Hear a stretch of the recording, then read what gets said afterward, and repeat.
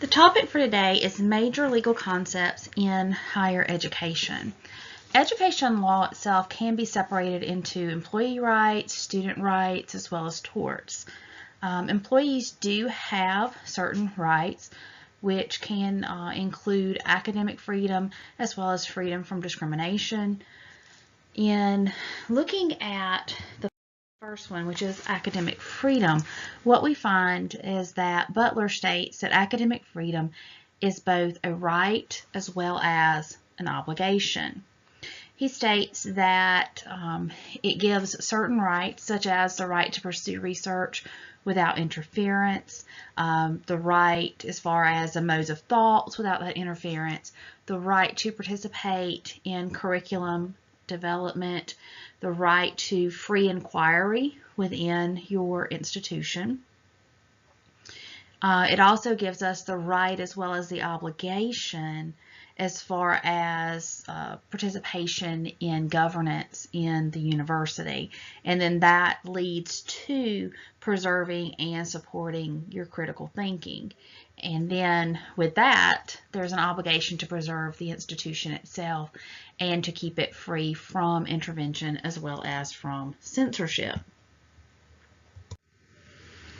When we look at some of the importance as far as academic freedom goes, the basics of academic freedom deals with the tolerance of divergent opinion as well as the freedom from political intervention. So it's really looking at being tolerant and not having political interference come into academia. It is necessary to have an informed public. It is necessary to help us break out of any status quo we may be in, and it's also necessary for invention, discovery, and innovation. Academic freedom is rooted in the First Amendment, in the free speech part of the First Amendment. One of the things that Smith has used to define academic freedom is the freedom of thought to challenge widely held beliefs as well as to speak one's mind. Now, there are some limitations when we deal with academic freedom, and the first thing that we look at is that academic freedom is really granted to the institution of higher education. It is there to help keep the academic institution free from government intervention. If the instructor's beliefs do not line up with the institution's beliefs, then the instructor does not have as much academic freedom. If those beliefs do line up, then they would have more of that academic freedom. And so some of the things that we see with academic freedom is that there are some limitations out there. And one limitation is that instructors should not discuss controversial matter that's not related to their particular subject matter. There's also limitations when we deal with religious schools or other institutions that have other certain aims within that particular school, then that is going to come before the instructor's freedom as far as academic freedom goes. And then one of the other things that we have to realize is that as an instructor, you do hold a special position, and therefore it does impose special obligations because we are deemed to be from our universities or from our colleges, and so when we say something, even if it's a personal opinion, that can move over and relate back to the school, and it could affect the school negatively. And so that goes back to making sure, that we are keeping and that obligation that we have to our university or to our schools to help keep it a site where inquiry can happen and different things can play, but not hurt the school or not hurt others in academia. And so one of the things we have to look at with there and those special obligations are we need to be accurate at all times with our statements. We need to also be able to exercise restraint whenever, we may have opinions about certain things, but if it's going to look bad for our university, then maybe we shouldn't say certain things. We need to be able to respect others' opinions. And different things are debate oriented, and so you have a respect for somebody else. Your opinion may differ, but you always should respect that the other person has a right to their opinion also. And then we also need to make every effort to indicate that we are not speaking for our institution, that it is our opinion and it is not necessarily the institution's opinion. And so those are some of the things that we look at with academic freedom. Now, the other side of the employee rights does look at discrimination, but not only, discrimination doesn't only deal with employees' rights, it also deals with student rights. And some of the different types of discrimination that we have to make sure that we are in the correct place with are things like age discrimination, and that is governed by the Age Discrimination in Employment Act. It is also governed by the Civil Service Reform Act of 1978. We have disability discrimination. This is governed by the Americans with Disability Act, the Civil Service Reform Act of 1978. Section 504 of the Rehabilitation Act is another act that comes into play. You have, race discrimination. Race discrimination can be based on color, could be based on national origin.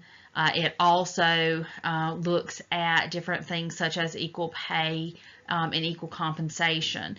So with all of those, some of the different items, actually equal pay would be down lower also. But what we see here with this is the Immigration Reform and Control Act of 1986, the Civil Service Reform Act of 1978, the Title VII of the Civil Rights Act of 1964 are some of those acts that deal with race discrimination. We also have religious discrimination, and that is also under Title VII of the Civil Rights Act of 1964, as well as the Civil Service Reform Act of 1978. And then finally we have our sex discrimination. And what we look at with sex discrimination, it deals with sexual harassment, it deals with pregnancy discrimination, it deals with equal opportunities even in athletics when we're dealing with student rights, and then as well as sexual orientation are some of the things as far as the different types of laws and rules that we do have to follow with all of these different pieces of information. Now, with genetic information, also looking at it, this form Title II of the Genetic Information Non-Discrimination Act of 2008 would come into play as far as some of those rules are concerned. So our main standard when we look at discrimination, whether we're talking about employee or student rights, is that we want to treat everyone equitably and fairly. The importance of this is diversity as well as equity. So we want equality as well as a diverse environment. It is really looking at the Civil Rights Division of the Department of Justice is who looks at claims that come out based on discrimination. And a lot of the information and a lot of the way this started as far as students' rights and equal education came underneath, or it does come underneath the Equal Protection Clause of the 14th Amendment. And the very first case that we see where they took up these equal protection rights was the Brown versus the Board of Education of Topeka. And what they found is that separate but equal really is not equal, and that we do have to make sure that we are accommodating, and that we are making sure that everything is equal. Now, as far as the rule of law, after this, what we began to focus on were some different facts. And some of the classifications that we look at, if we do have classifications, is does it provide a greater opportunities and benefits?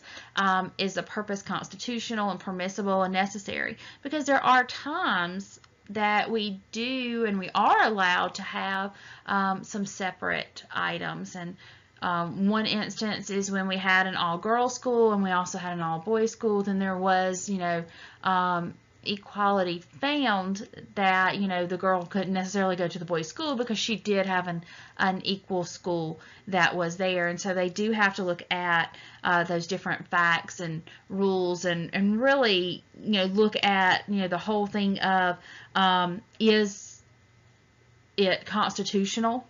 And is it permissible and possibly necessary as a classification to actually look at whatever that purpose that it's actually there for. As far as disabilities are concerned, we do have to make sure that we are following the necessary accommodations for our students. Again, we want to make sure it's not to give them a greater opportunity, but it is to give them an equal opportunity to be able to learn. And so those are some of the things that we have to really look at across the board with everything that we are looking at. And we just need to make sure that, we do, some of those rights, of course, or we have to make sure that even, in hiring, we're treating equal. In recruiting, we're treating everyone equal. We have to ensure that in admissions, we're treating everyone in an equal way. So those are some of the things that we do have to look at, and we just have to make sure that we are providing for all of our students as well as all of our employees on an equal basis. So those are just some of the things to look at when we go through all of these rights. And one of the things that we talked about earlier that is really, really big right now is that we do have to make sure that we are accommodating based on sexual orientation and all of those, and that's something that's very, very big right now. Some of the things that we found, like the Gay Activist Alliance versus the Board of Regents of University of Oklahoma back in 1981, it found that student groups are entitled to equal and unbiased recognition in a higher ed institution. So we do have to make sure that we are providing equality based on all of those different items. And the last thing that we're going to look at are torts. So with torts, what we are really looking at here is the negligence and harm to students. We do have different sub items out there that have been litigated, such as alcohol, fraternities, different things like crime, campus crime, particularly looking at sexual assault on campuses is something that's really big that is looked at. And then there are also a lot of tort cases out there that look at sexual harassment as well. In looking at these, we do have to realize that in dealing with the situation, we have to be very, very careful. We have to do our due diligence and give attention as an institution of higher education that we are providing our students and other people on campus with due diligence. Some of the rules that we do have to look at, and it came out through Day versus State, was that we look at special relationships, and that's how we really determine what care has to be given in different situations. And so a special relationship can be formed. There's 4 different ways that the court case stated that it could be formed. And what we see is by a statute indicating a specific class of person, which the plaintiff is a member from a particular type of harm. The second one is when a government agent undertakes specific action to protect a person or property. The third is by governmental actions that reasonably induce detrimental reliance by a member of the public. And 4, under certain circumstances, when the agency has actual custody of the plaintiff or a third person who causes harm to the plaintiff. And so those are some of the special relationship rules that we really have to look at in determining whether or not the institution of higher education is liable.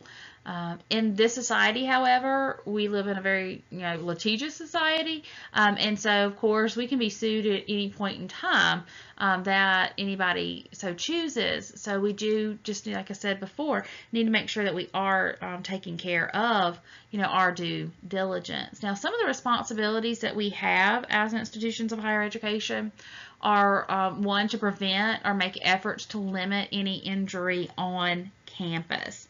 And a lot of state courts have found that institutions do have this responsibility to prevent or at least make efforts to limit injury on campus from dangerous property, as well as any criminal conditions as there. What they do hold on that is that the danger has to be foreseeable and then preventable for us to be liable for that. The second one looks at ensuring safety of facilities that are under institutional jurisdiction. Some of these we see are dormitories and fraternities that are on campus. If they are under institutional jurisdiction or oversight, then the institution is going to be responsible for safety and for making sure that that everything is like it is supposed to be. And there are some differing laws on that, to where, some states are a little bit more strict, than other states are. And then we do have protection from injury caused by others. So that is another one that we do have to, kind of look at. In this, our students do deserve protection from other students, and these are the students at the institution, clubs, sororities, fraternities, and things like that. Again, out there is a responsibility. This has really come in big as far as things that are seen as hazing. Even if the fraternity is not located on campus, the institution, is responsible for looking at and protecting different students. Some states, however, have found that institutions are not responsible. Some have found that they are, and so we do need to hold due diligence there as well. And then protection from foreseeable crimes on campus. So students do need to be safe from crimes that, in light of past reports of crime, if there is dangerous conditions, that the students are made aware of those conditions, and institutions are required to take safety precautions. They must monitor any unauthorized personnel that are in dormitories. They need to take action against any unauthorized personnel that poses a threat to safety. And it's just, about making sure that the campus is safe. And 2 of the laws that are out there that look at these, we have the Drug-Free Schools and Communities Act, and then you also have the Janine Clary Disclosure of Campus Security Policy and Campus Security Act, which is also just known as the Clary Act. And on this, it's really making institutions of higher ed accountable for making students aware and others aware if there are dangerous situations on campus. So those are just some of the things that we look at It is very, very important for higher education institutions, instructors, and all to understand the different levels of what we're responsible for, to making sure that we do keep our students safe. There are some different rules as far as field trips off campus versus on campus, especially when we're dealing with higher education, because we are dealing with adults, and the student has to do their due diligence as well in keeping themselves safe. But as an institution, we also have to make sure that we are providing all of the necessary safety and responsibility, and really just making sure that we are living up to our end of the bargain to keep our students safe. In looking at some of those, some of the places I found information, the American Council of Trustees and Alumni, looking at academic freedoms, Butler, through the globalizations, Day versus State, looks at the negligence and due diligence as far as torts are concerned, discrimination by type through the U.S. Equal Employment Opportunities Commission. You also have contract theory of academic freedom through Lee, and then we have Brown versus the Board of Education and its impact on admissions and higher education through Case Allen. So those are just some of the resources that are out there, and looking at all of these different topics. Of course, there are many more topics and many more things that you can look at ultimately when you are looking at legal concepts as far as higher education is concerned, but hopefully this helped clear up a few of those for you today.